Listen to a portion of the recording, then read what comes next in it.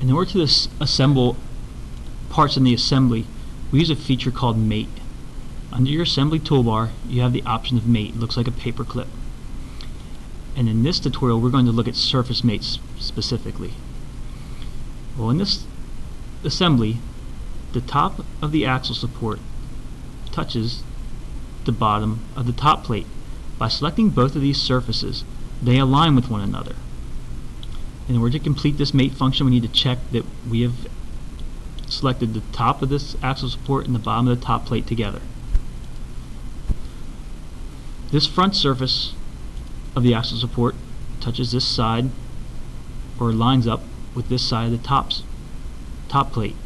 By selecting both of them, they align with one another. Our next option is we have a third surface to run our surface mate on.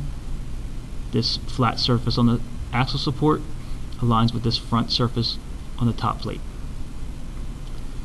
It's not so bad on this side. It was already turned that direction.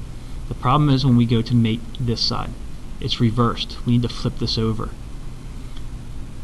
So, first thing we can do is top to bottom. The next thing is we want this front edge to match this left side. When we do that, they do align, but they're backwards. In this flyout menu, you have the option to flip mate alignment. By selecting this, it turns the part, in this case 180 degrees.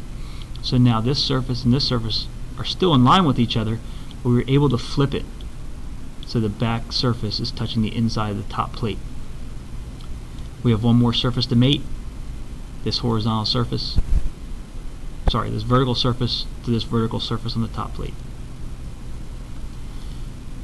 So that was a basic demonstration on surface mates. By selecting two surfaces, they align with one another. You may need to select flip mate alignment in order to turn it 180 degrees in this case.